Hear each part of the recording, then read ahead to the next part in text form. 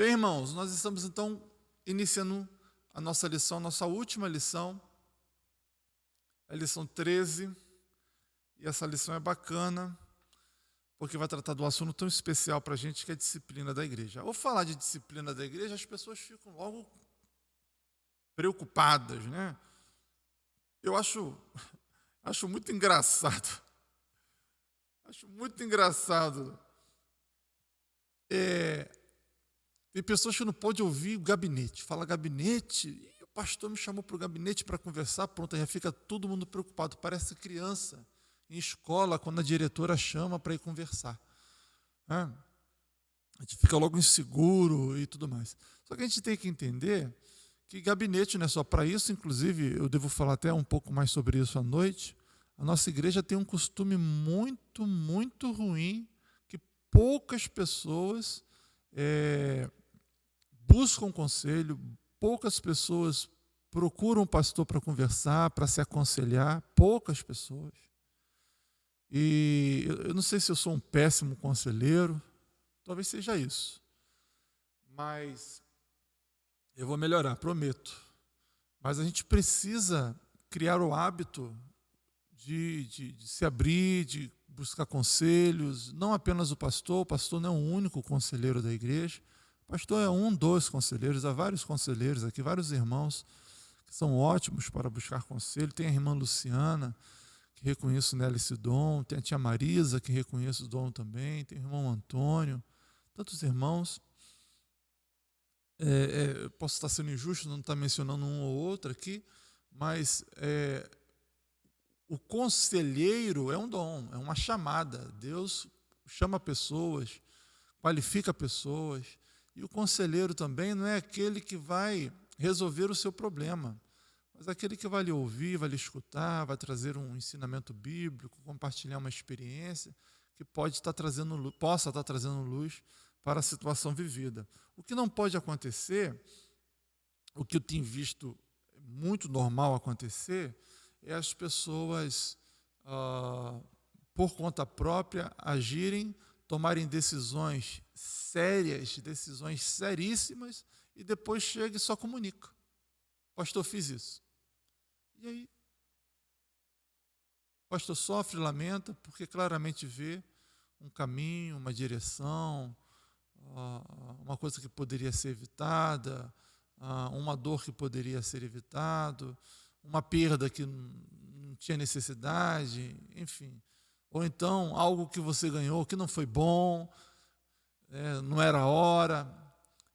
Não sejamos autossuficientes, irmãos. É muito bom a gente ter amigos para ouvir, para buscar conselhos. É muito, muito, muito, muito bom. A Bíblia fala que na multidão de conselheiros há sabedoria. O pecado que derrubou Adão foi o pecado da autonomia, da independência. Adão não queria ser como Deus. E aí deu tudo ruim. Bom, falar sobre disciplina na igreja é falar sobre prestação de contas.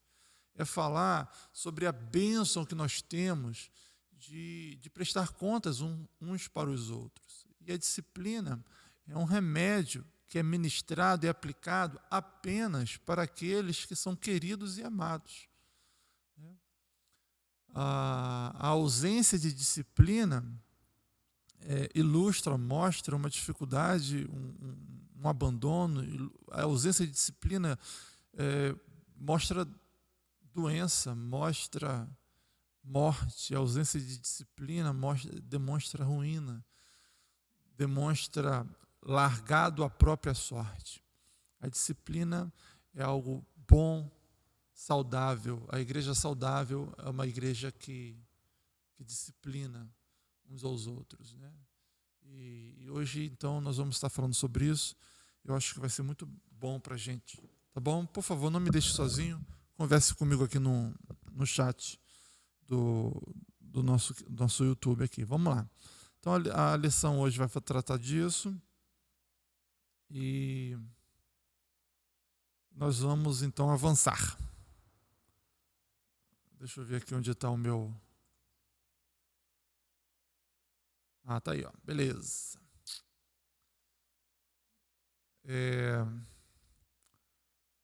Hebreus 12, versículo 1 ao 3. Aqui você pode me acompanhar no mouse, eu vou usar o mouse aqui para nos orientar um pouquinho. Né? Tem aqui essas leituras diárias, né? E essa leitura foi bacana.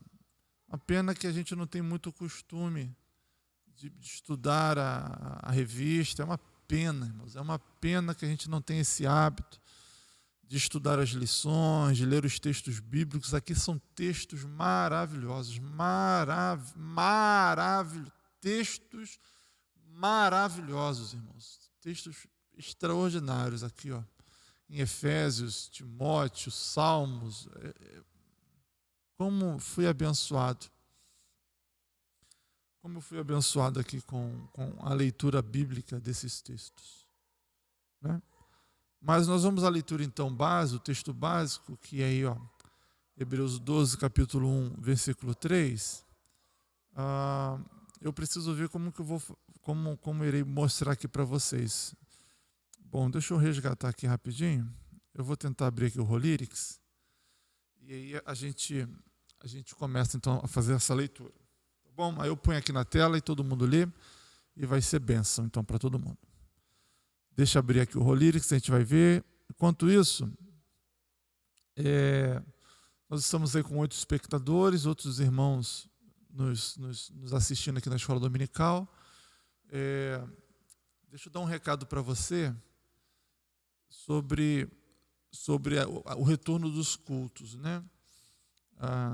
Semana passada eu conversei com o responsável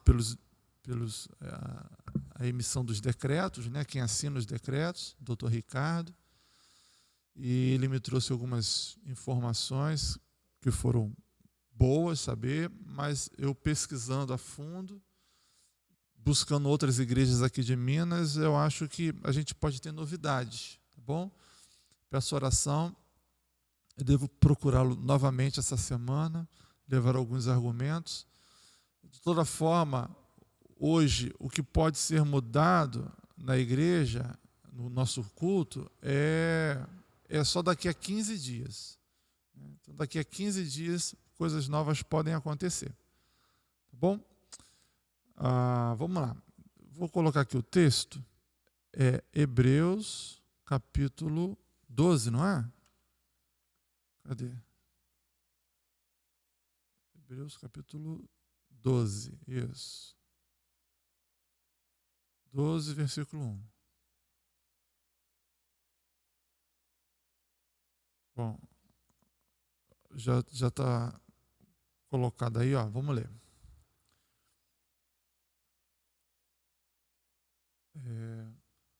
Por muito tempo, Deus falou várias... Não sei, é o capítulo 1, não é o 12. Agora sim, 12, 1.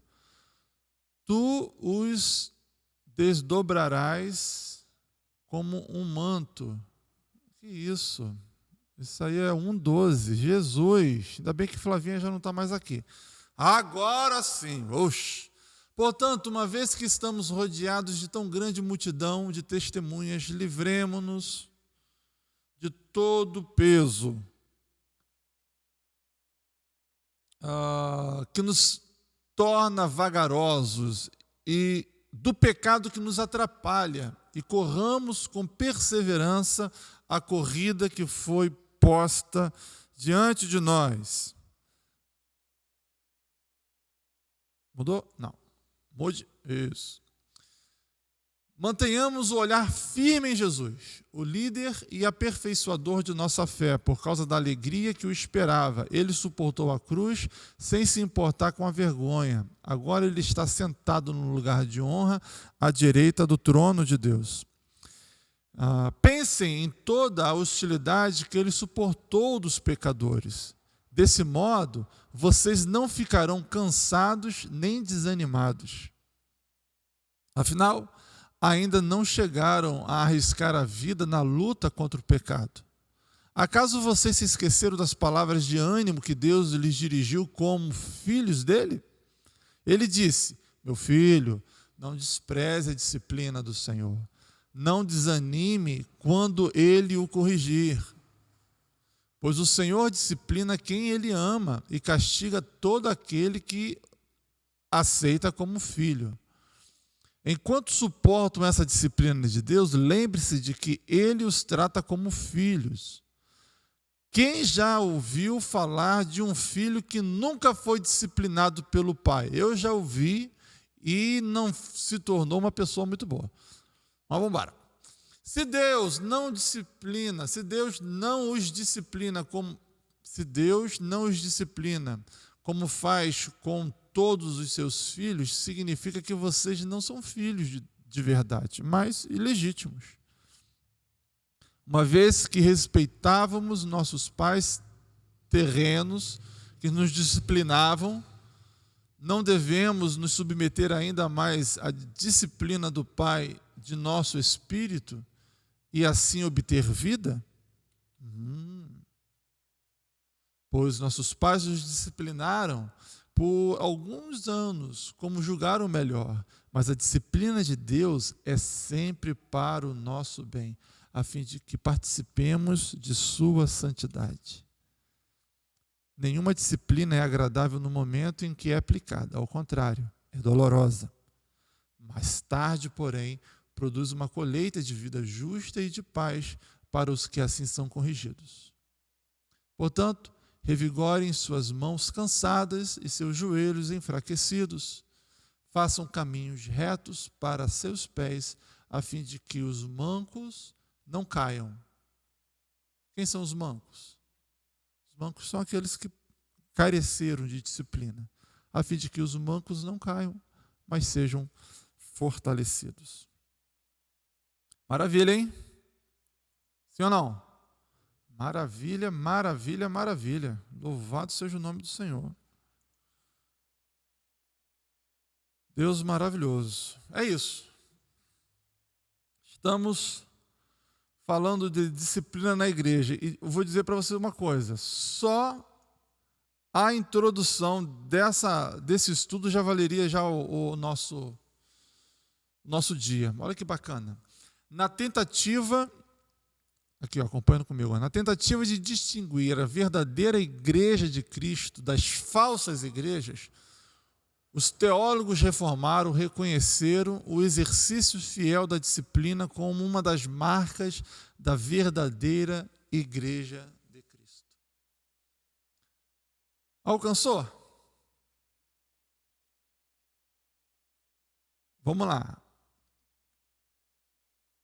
Na tentativa de distinguir a verdadeira igreja de Cristo das falsas igrejas, os teólogos reformados reconheceram o exercício fiel da disciplina como uma das marcas da verdadeira igreja de Cristo. Eu poderia falar e ler isso aqui de uma maneira diferente, dizer que uma igreja que não disciplina não é uma igreja verdadeira.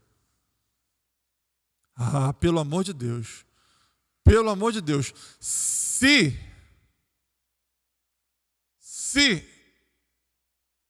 você não falar comigo aqui no chat, você tem que falar comigo, pelo amor de Deus. Você precisa dizer que concorda ou não concorda.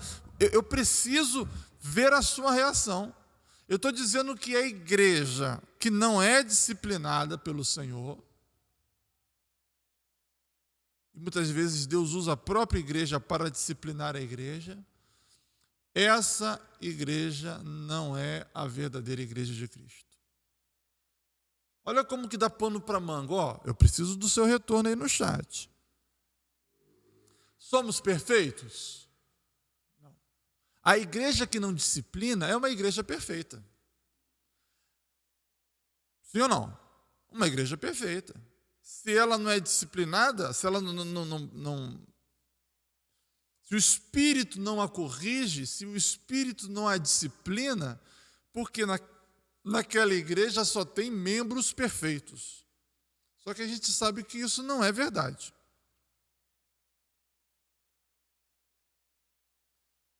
Porque somos imperfeitos, somos falhos, somos fracos, somos inconstantes e por esse motivo precisamos ser disciplinados.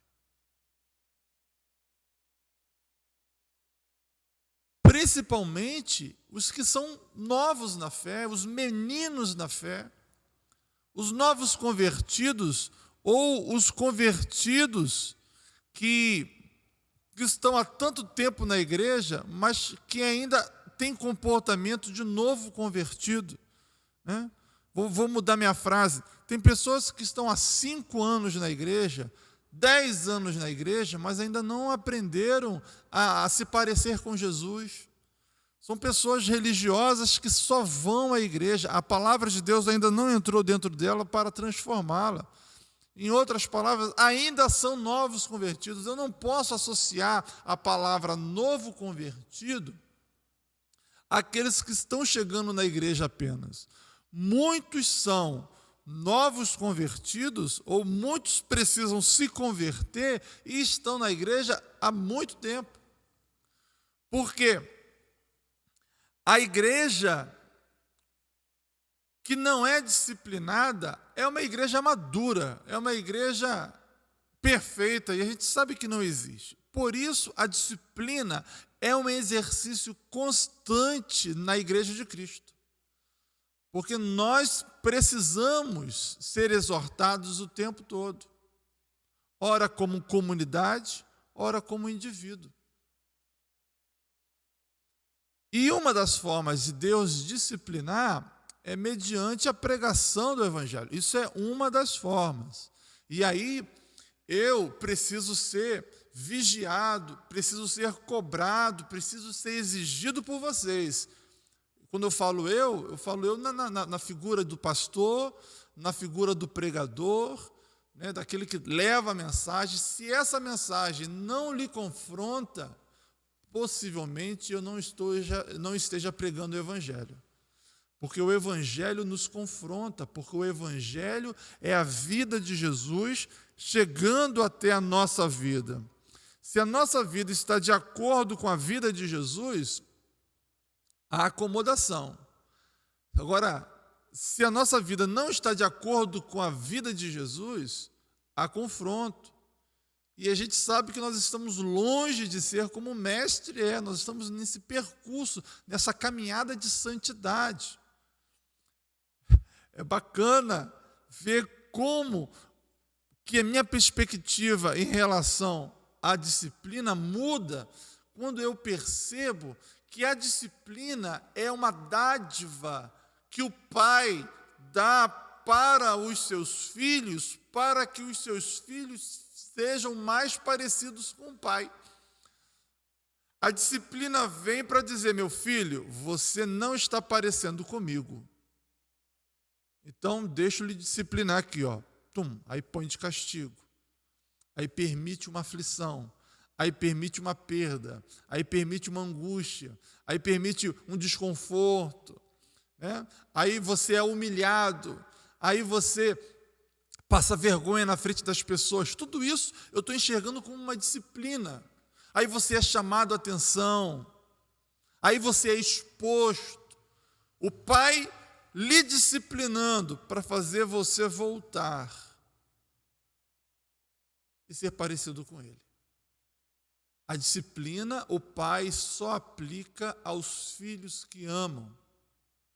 Porque o pai que larga a mão do filho é aquele que vai seguir a sua vida sem disciplina. É aquele que já foi esquecido, já foi abandonado. Infelizmente, nós vemos alguns casos assim. O pai insiste, o filho não escuta, não ouve. Chega um ponto que o pai abre mão, o filho sai de casa, e o filho, fora da casa do pai, faz aquilo que lhe dá na teia, faz aquilo que lhe dá vontade. E se o Pai Celestial tiver misericórdia, aflições, angústias, tribulações virão sobre esse filho e ele vai voltar para a casa do pai arrependido. Mas se não houver correção, disciplina, ele vai até a morte, até a perdição, porque rejeitou a sua condição de filho. O filho deve parecer com o pai. Joia, muito bacana então, a igreja que não é disciplinada, a igreja que não exerce a disciplina é uma igreja que carece de uma igreja verdadeira. Porque a igreja verdadeira, ela vive dessa forma. Belezão? Vamos lá, vamos seguir então nosso estudo? Seguindo a leitura aqui, então, o primeiro ponto nosso aqui é a comunidade de regenerados. Regenerados. A palavra regenerados a gente pode associar ao segundo nascimento, ao novo nascimento. A palavra regenerado nós podemos associar aquelas pessoas que foram transformadas pelo Espírito Santo. A palavra regenerado é uma ação de Deus sobre o pecador. Aquele pecador, aquela pessoa que amava fazer as coisas erradas. Com a regeneração, isso não significa que ele nunca mais vai fazer coisa errada, mas não, ele vai fazer coisa errada ainda, ele pode fazer coisa errada, mas diferente de antes, agora quando ele faz uma coisa errada, ele sente tristeza, ele não tem mais prazer de errar. Isso só acontece com os regenerados. Quem é regenerado, evita o pecado. Quem é regenerado, quando peca, se entristece, fica triste, fica amargurado, vai buscar Deus, vai confessar o pecado. Isso só acontece com quem é regenerado. Quem não é regenerado é cínico. Ele peca e finge que nada aconteceu. É cínico. Não tem regra de Deus no coração, não tem regra moral. Não tem. O regenerado não. Ele se incomoda, se importa. E ele valoriza, porque o reconhecer que é pecador para o regenerado é uma tristeza, é uma angústia. Então vamos lá ao nosso texto. Eu estou vendo todos os comentários aqui, tá? Do chat, estou lendo ao vivo aqui junto com vocês. Tá? Agradeço aqui a participação da Cristiane, da Dani e da dona Regina, que está logada aqui no YouTube. O nome do meu sogro, Luiz Carlos, mas eu sei que é minha querida Regininha, fofinha do meu coração, que está nos assistindo. Então vamos lá, vamos ler aqui o primeiro texto, a primeira parte, que vai falar então dessa comunidade de regenerados. Igreja é isso. Igreja é uma comunidade de pecadores, sim. Pessoas erradas, sim. Pessoas que são falhas, sim. Mas são pessoas regeneradas, porque nós erramos e não temos prazer no nosso erro. Buscamos acertar o tempo todo. Por isso que uma comunidade de regenerados valoriza a disciplina, que a disciplina é uma ação da graça de Deus para nos levar para o lugar certo, para o caminho certo, para a atitude certa. Há uma coisa, e por favor, comente aí, há uma coisa que atrapalha muito a disciplina, há uma coisa que atrapalha muito os regenerados, e essa coisa se chama orgulho. O orgulho é terrível. O orgulho faz com que você escute a disciplina e você não aceite por causa da sua soberba, você não aceita por causa da vergonha que você passou, e o seu orgulho faz com que você fique revoltado, fique chateado, fique magoado, fique ressentido. Ah, meu Deus, mas como pode o pastor falar um negócio desse de mim? Orgulho. O orgulho nos impede de aceitarmos a disciplina. Aí muito mal comparando, as Forças Armadas podem nos ajudar, mas muito mal comparando. Porque quando um superior chama a atenção do soldado, seja lá quem for, o soldado é sim senhor, não senhor, abaixa a cabeça e vai. Só que o motivo de muitos, por isso que eu falo mal comparado, é o medo. Não respeito. Na igreja é diferente. Com Jesus é diferente. Na igreja nós não temos nem a hierarquia. Todos somos iguais. Mas quando Deus levanta um profeta para chamar a nossa atenção, nós temos que reverenciar não o profeta, mas a voz de Deus. Há palavras que vêm para nós que nos machuca, que nos fere, que faz a gente sangrar, mas são palavras que vão resultar em vida.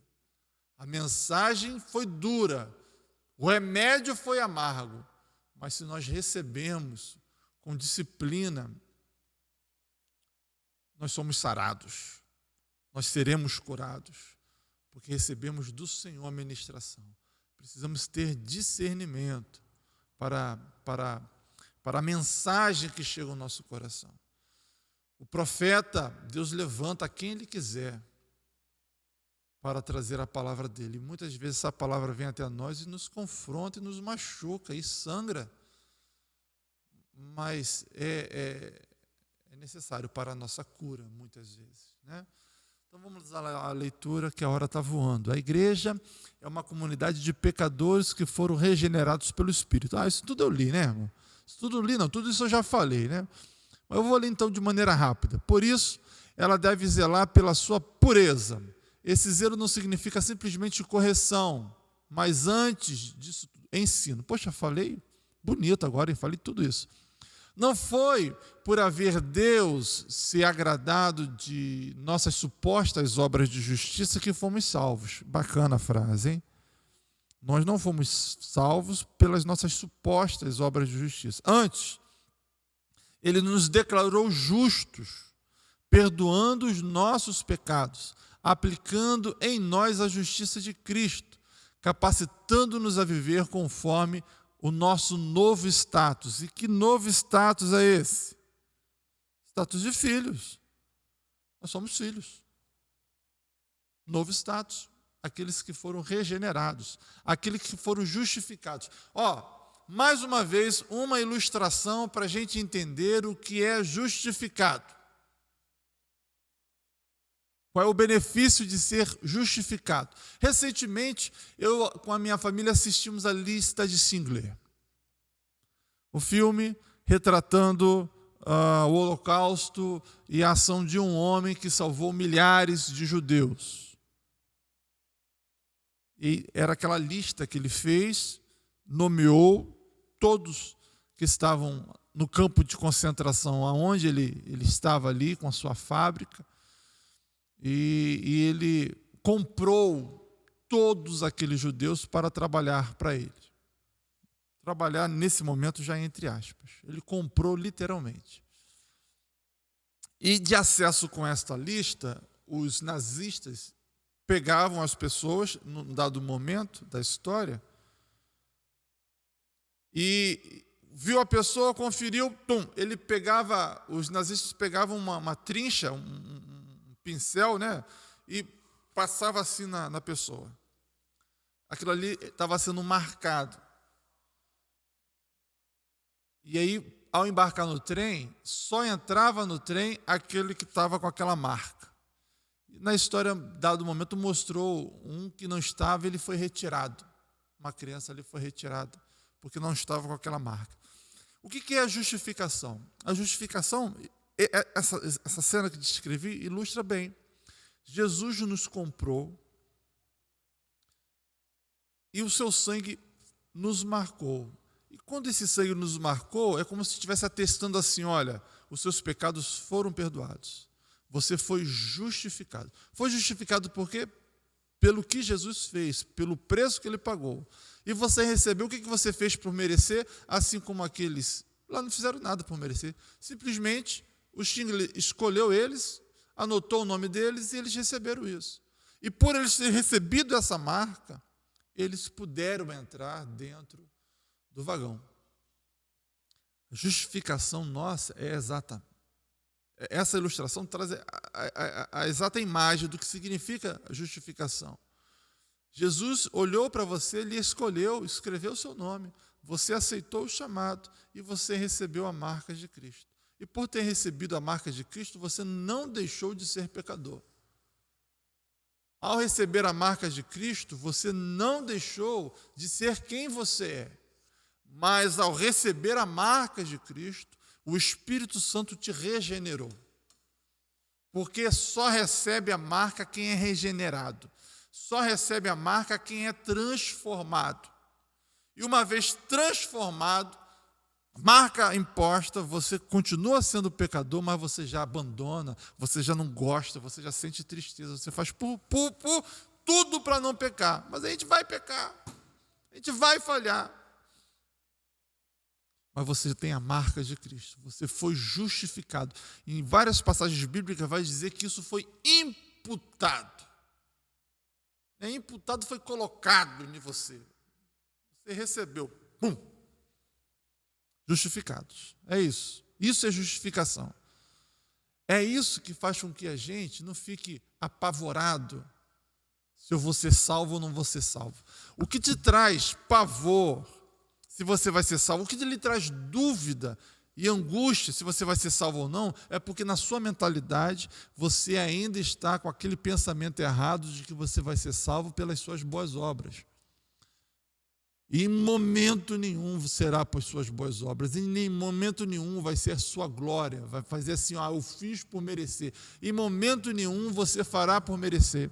A sua salvação foi pelos méritos de Jesus, Jesus que fez você merecer. Ok? Eu sempre bato nessa tecla, sempre reforço esse conceito, porque nós estamos impregnados de uma cultura evangélica que é bipolar.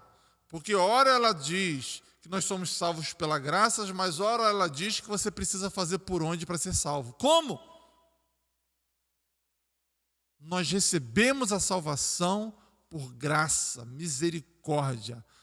A fé que nos faz se apossar dela, nem essa fé vem da gente, ela vem de Deus, para que a gente não se glorie. E quando a gente tem essa clareza, nós passamos a entregar a nossa vida a Jesus, a segui-lo por gratidão. Meu Deus, o Senhor fez tudo isso por mim, então você lhe entrega a vida, e não por medo, é por gratidão. Você serve a Deus por gratidão, não por medo de ir para o inferno. O estudo nosso sobre escatologia falou sobre isso. Nós nos consertamos com Jesus, não com medo, porque nós estamos vendo os sinais. Não são os sinais que, meu Deus, preciso acertar minha vida. Não. Nós entendemos que na escatologia nós precisamos viver preparados, porque Jesus nos amou. E como noivas de Cristo, nós queremos viver para agradá-lo. Somente a noiva de Cristo vive para agradá-lo. É isso. Disciplina, então, tem a ver a gente não abandonar essa paixão, esse amor. E às vezes a gente escapole, às vezes a gente vacila, às vezes a gente flerta com o mundo. Falando a linguagem da noiva, a gente flerta com um bonitão que aparece ali, né? A igreja noiva flerta com o outro, e aí é preciso disciplina para você tomar postura, ser fiel ao seu Senhor. A disciplina é a graça de Deus sobre nós. Siga na leitura, está vendo aqui meu mouse? Estou aqui, então, eu nem sei onde eu parei. Novo status, parei aqui, né? Então vamos lá. O preço da nossa justificação gratuita para nós, ou gratuita para nós, foi o sangue de Jesus. Teve um preço, foi alto.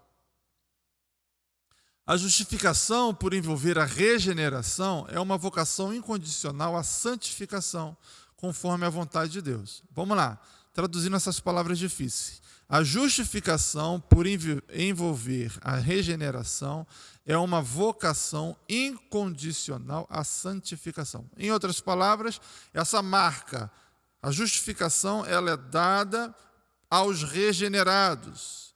E os regenerados são aqueles que nascem de novo. E se você nasceu de novo, você tem uma vocação, você tem uma chamada, você tem um propósito incondicional à santificação. Veja, é por isso que uma vez salvo, quando eu falo uma vez salvo, eu estou falando que esse salvo foi justificado, foi regenerado, foi santificado. Uma vez salvo, como você vai perder a salvação, filho? Porque quem é que justifica? Deus. Quem é que regenera? Deus. Quem é que santifica? Deus. Você só é o resultado de tudo isso. Você só é a manifestação de tudo isso.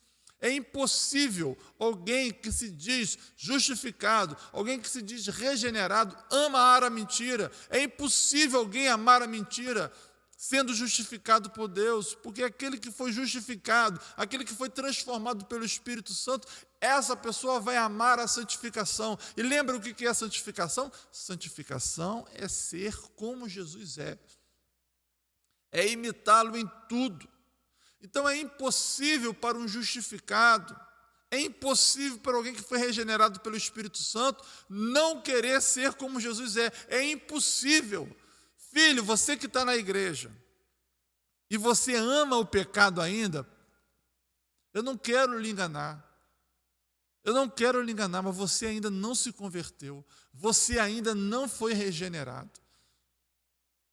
Você ainda não... Porque se você ama o pecado, você ainda nem foi salvo, filho. Você ainda não recebeu a graça de Deus. Porque aquele que recebe a graça de Deus, é justificado, é regenerado, ama a santificação. É uma vocação incondicional. Você não tem para onde não ir, senão imitar o Mestre, ser como Ele é. Que coisa maravilhosa, meu Deus do céu! É isso! Ainda há tempo de se converter, você que nos escuta. Ainda há tempo. Seguindo então, nossa leitura, lá em cima agora, né? Neles a justiça de Cristo. Não, como que eu estava antes? A leitura? Ah, tá, vamos lá. A justificação nos livra da condenação. Deus chama pecadores. Todavia, não deseja que continue assim. Antes, infunde neles a justiça de Cristo. Infunde, tem aquela coisa do imputar a justiça de Cristo, dando-lhes um novo coração, mudando as inclinações de sua alma, habilitando-os a toda boa obra. Tudo que o pastor já falou aqui. Uma frase que eu gosto muito de repetir e vou continuar repetindo até ficar bem claro dentro da gente. Nós fazemos boas obras não para alcançar a salvação, mas o contrário, por termos recebido a salvação, é que nós produzimos as boas obras. É o que está escrito aqui. Isso é uma ideia, é uma visão que faz parte da teologia reformada. A teologia antes, que seguimos, ou a maioria dos evangélicos segue no Brasil, é uma teologia muito impregnada de um cristianismo católico, que valoriza mais as boas obras. E muitos católicos, não todos, mas muitos, veem nas boas obras um esforço e um sacrifício para ser salvo. Mas não, as boas obras que fazemos, esse sacrifício, essa doação que nós fazemos para as boas obras, isso é resultado da graça que recebemos. Nós produzimos boas obras porque nós fomos salvos. Glória a Deus. Vai botando aí o Cristiano, que é maravilhoso mesmo. Seguindo então. Nem sei onde eu parei, eu fiquei emocionado aqui.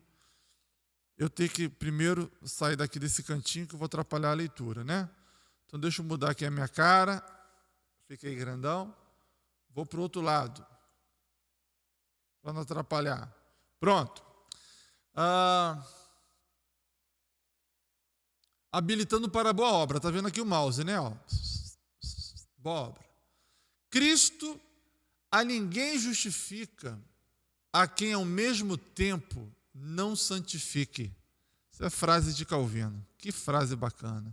Cristo a ninguém justifica a quem ao mesmo tempo não santifique. Todavia, a realidade do pecado ainda existe em nós. O justificado é ao mesmo tempo justo e pecador. Que bacana essas coisas, gente. A gente precisa entender, não é confusão. Nós somos justificados, mas ao mesmo tempo somos pecador. Mas nós não somos aquele pecador que ama o erro, que ama. Agora, o pecado, ele vem como um acidente. O pecado agora vem como uma coisa que a gente não aprova. E toda vez que a gente peca, o que vem junto? Fala para mim. Vem tristeza, vem chateação, vem amargura. Quantas e quantas vezes eu fico abatido? Eu não sei nem porquê. Semana passada mesmo, eu estava assim. E esse abatimento me leva a uma auto-reflexão, uma autocrítica. E aí eu percebo que meu pai sente a minha falta.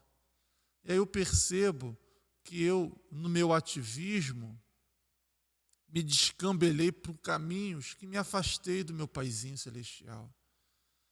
E aí, à medida que eu me afastei do Pai Celestial, no meu interior,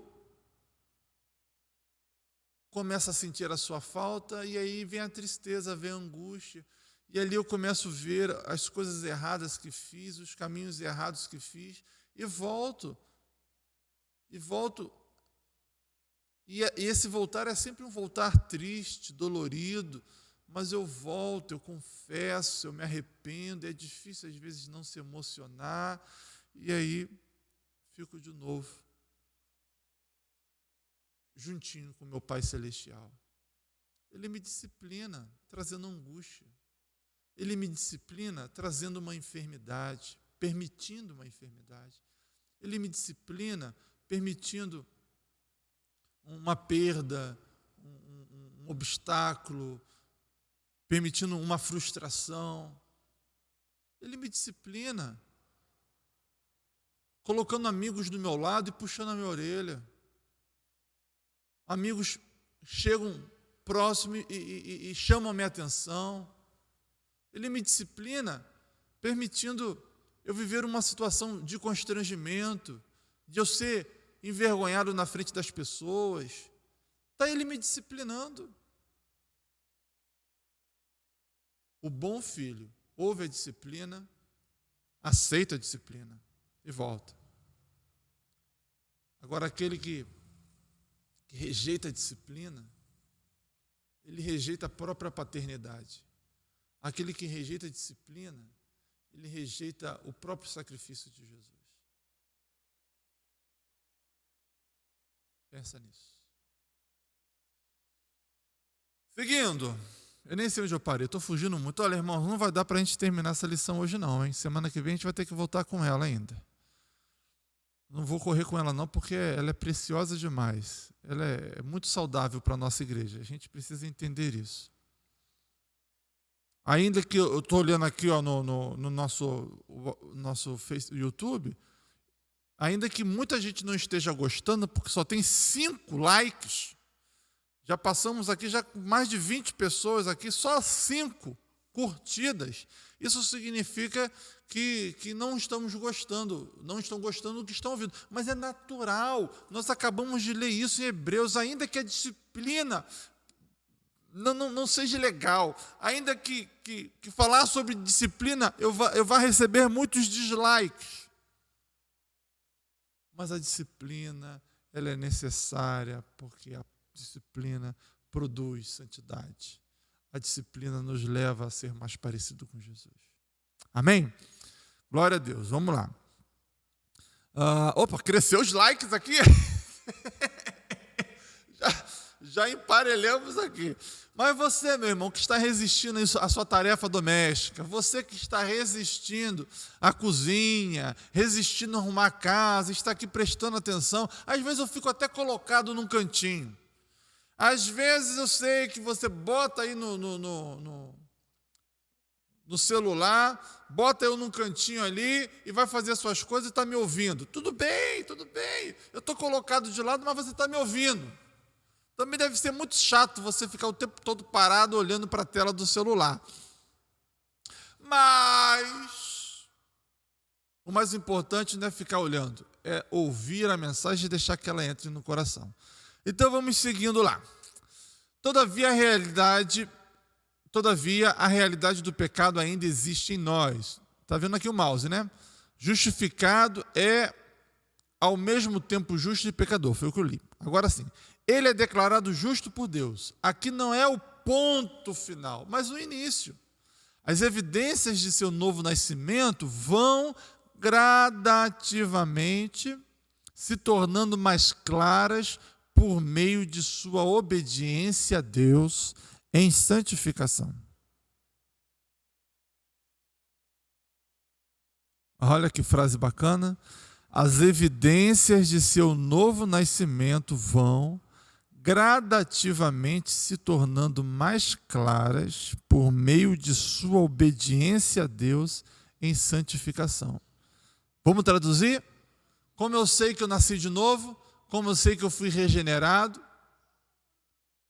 nasci de novo, fui regenerado, e não é secreto, a regeneração não é uma coisa secreta, a regeneração não é uma coisa escondida.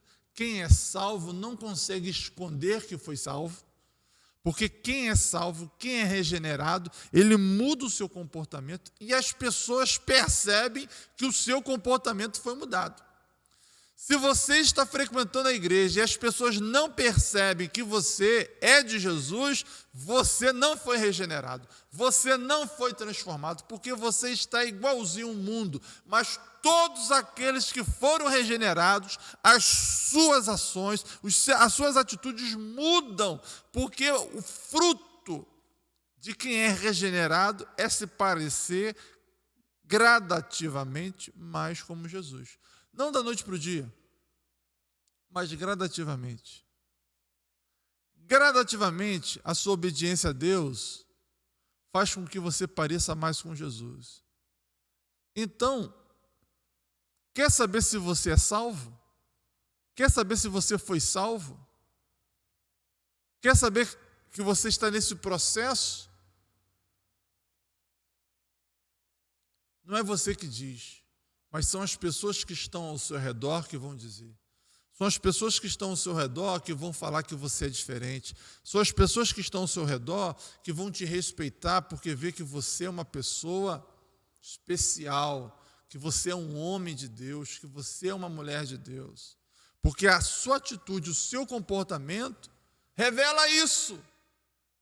E você não faz para se amostrar, você faz porque é da sua natureza, porque você nasceu de novo. E você agora é filho de Deus, santo, porque o Espírito Santo lhe santifica a cada dia. Mas tem as escorregadas, tem as escapulidas, e nessas escorregadas e escapulidas vem a necessidade da disciplina, vem a necessidade da correção. E louvamos a Deus porque o Espírito Santo está entre nós. E aqui continua a leitura. A justificação subjetiva marca o nosso novo itinerário de vida. E quando fala aqui a justificação subjetiva, talvez o autor aqui queira dizer que é aquilo que é particular em cada um, aquilo que é próprio de cada um, mas aquilo que é próprio e particular de cada um tem em comum o quê? O novo itinerário de vida, né? Cada um com as suas fraquezas, cada um com as suas dificuldades, cada um com seus temperamentos que precisam ser transformados, mas todos na mesma direção. Todos para Jesus, todos para a cruz de Cristo. Já selado em a eleição eterna, rumo à glorificação com o Senhor, vivendo conforme o propósito de Deus para as boas obras, fruto da fé. Preparadas pelo próprio Deus para seu povo. Estou aqui em cima agora, né? A justificação dá frutos. Meu Deus. Meu Deus, a justificação dá frutos. Por que eu estou falando com tanto entusiasmo, por que eu estou falando com tanta paixão? Porque muitos de nós ficamos sem entender. Meu Deus, eu sou justificado, mas é só acreditar. Lembra de vez em quando eu falo do meu filho, né? O João Pedro? Quando ele estava entendendo a palavra, e ele ficava sem concordar que para ser salvo é só crer em Jesus. Só que na cabeça dele, o só crer era só dizer, eu creio. Filho, mas não é da boca para fora dizer eu creio. Só consegue crer em Jesus aquele que foi chamado por Deus, aquele que foi escolhido por Deus, aquele que foi justificado por Deus, aquele que foi regenerado por Deus. E como nós sabemos disso tudo? Pelo fruto. Está aqui, ó. A justificação, olha que bacana, ó. A bagunça que eu vou fazer aqui, mas vai ser legal. Aqui, ó, que bacana, ó. A justificação. Pô, ficamos chique, hein? Estamos ficando chique, hein? A justificação dá frutos.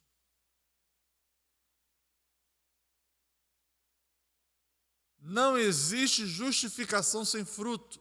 Não existe salvação sem fruto. Não existe santificação sem fruto. Tudo isso não vem da gente. Tudo isso vem de Deus.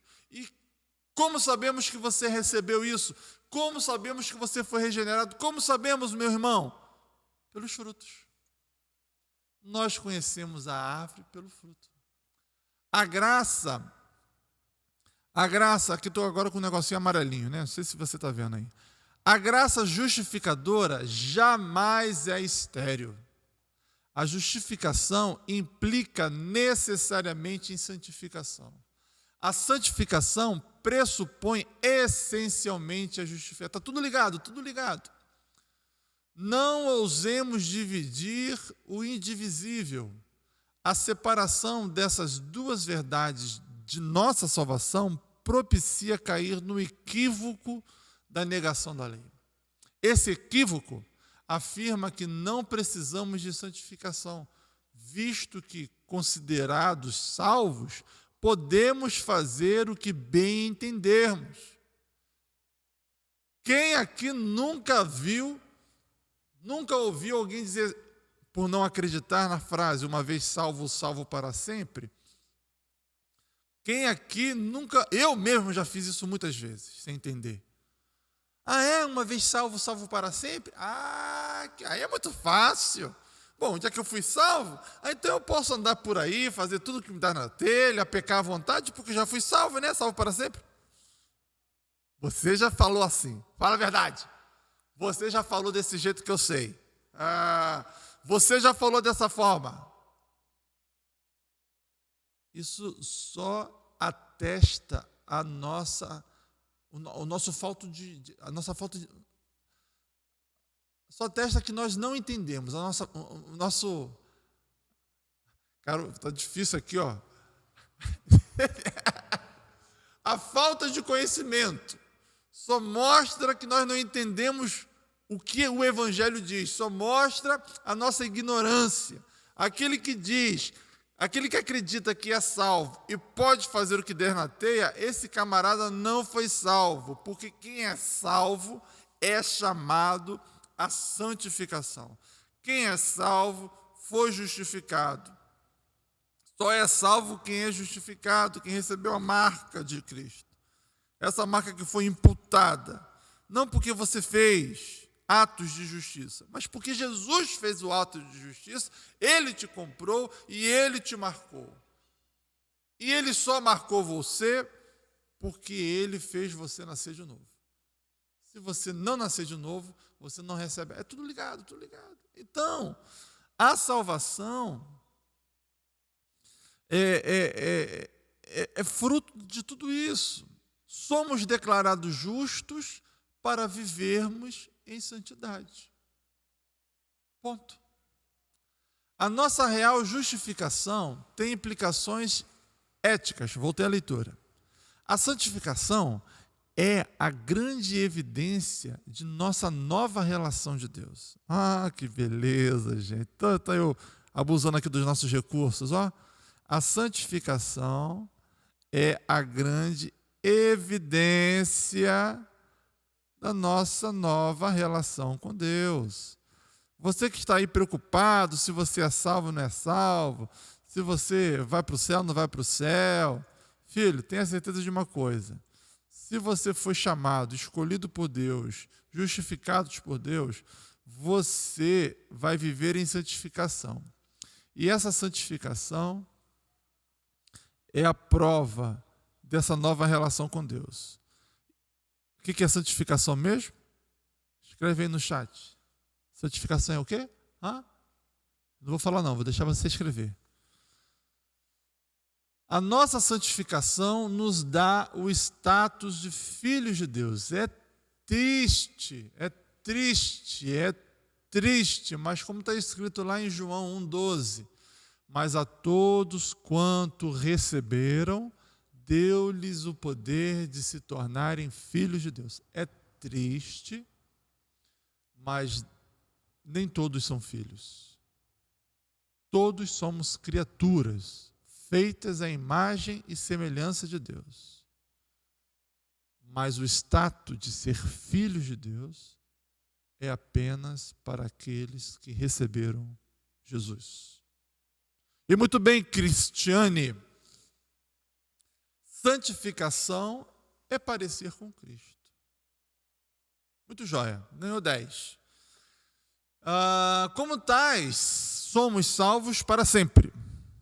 O desafio para nós hoje é viver em harmonia com a nossa nova natureza e condição, andando conforme vimos nas obras preparadas. Cadê? Nas obras preparadas por Deus para nós.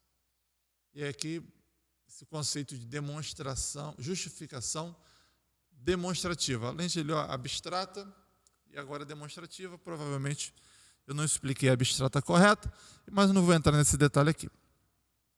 O Espírito não somente testifica que somos filhos de Deus, mas também nos ensina pela palavra a nos comportarmos como filhos. Romanos 8,14. Importante a leitura aqui. Desenvolvendo em nós, ou seja, em todos os cristãos, e cristão não é aquele que frequenta a igreja evangélica ou católica, cristão é aquele que imita Jesus, o caráter de Cristo, que consiste no fruto do Espírito. Cansei. Fiquei cansado agora.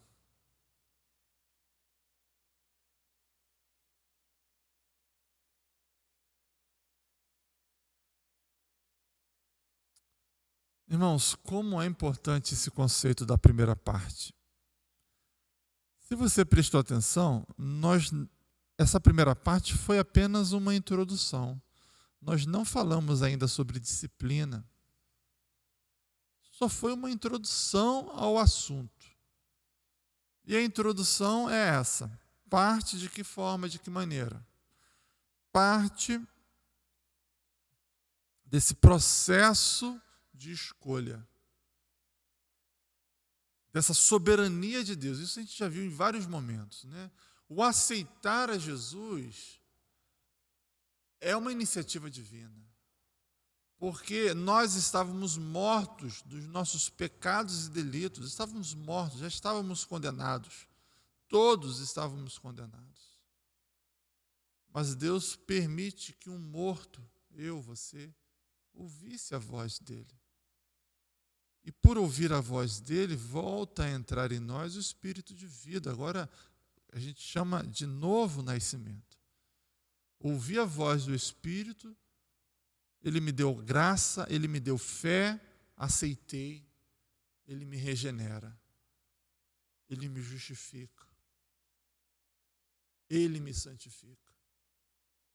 E agora a gente vive essa vida nesse processo, porque ainda continuamos pecadores, mas agora nesse processo de dia a dia, para sermos cada vez mais com Cristo, dia a dia. E nesse processo diário de nos parecer com Cristo, há os acidentes de percurso, há o pecado, há falhas, há palavras que você diz, há ações que você faz, há pensamentos. E aí está lá o Espírito Santo agindo na nossa vida para nos convencer, para nos mudar a atitude, o comportamento. Mas tem momentos que nós endurecemos tanto nosso coração que nós não conseguimos ouvir a voz do Espírito, ou nós não queremos ceder à voz do Espírito, e nós prolongamos com o pecado, e nós flertamos com o pecado e prolongamos nesse comportamento errado, prolongamos falando mal dos outros, prolongamos tendo essa atitude reprovável, prolongamos a mentira. E toda vez que há esse prolongamento do pecado, por um desvaneio, um deslize, um endurecimento do nosso coração, aí entra a disciplina.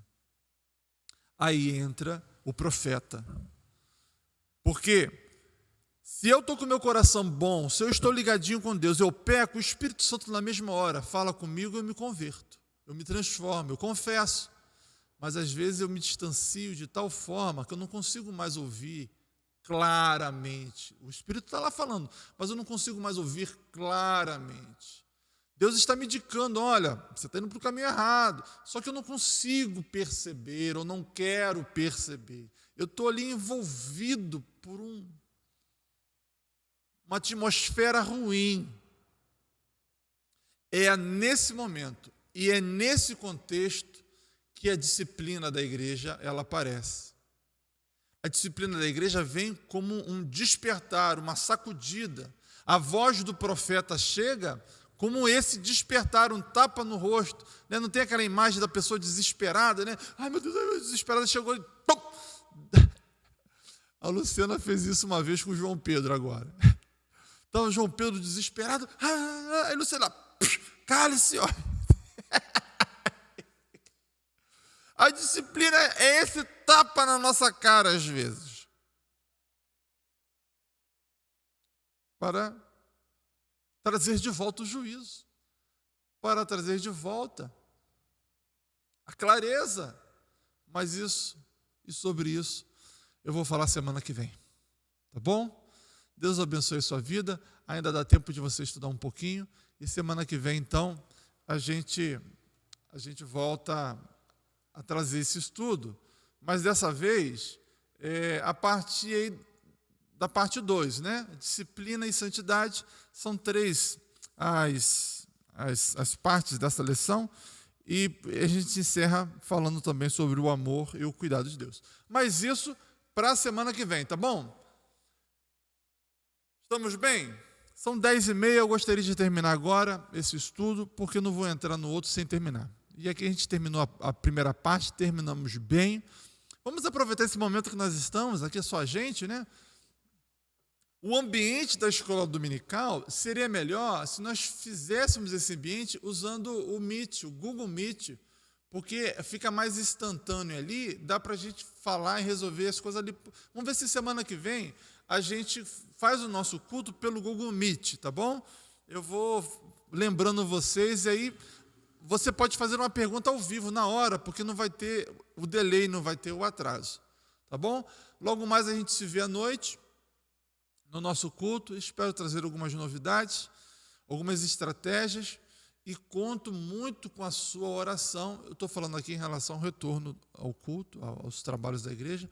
Conto muito com a sua oração para que Deus nos abra a porta e para que, de maneira nenhuma, eu não quero que você entenda que o meu esforço é para ir contra os cuidados da saúde. Não. Eu estou querendo apenas que as coisas sejam justas e coerentes. Tá? Mas logo mais a gente fala mais sobre isso.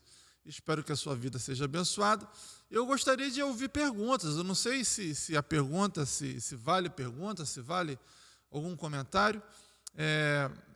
Eu vou me despedir então. Se não há, nós vamos fazer essa oração final.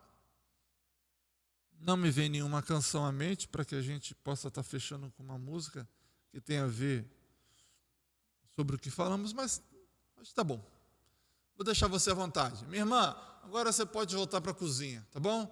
Pode fazer a sua comida tranquila. Você que ficou na cama esse tempo todo só ouvindo aí o pastor na cama, você já pode levantar, né, lavar seu rosto, tomar o seu café. Pronto. Acabamos o nosso estudo. Fechou? Vamos orar então para terminar? Pai, em nome de Jesus, somos gratos por esse momento, Deus, da nossa escola. Muito obrigado pela companhia dos meus irmãos. Obrigado porque nós não estamos sozinhos e esse estudo tão libertador possa alcançar o coração de todos. No nome de Jesus, a nossa oração e gratidão. Amém, Senhor. Amém. Então é isso, irmãos. Tá bom? Vamos na paz do Senhor e que o Espírito Santo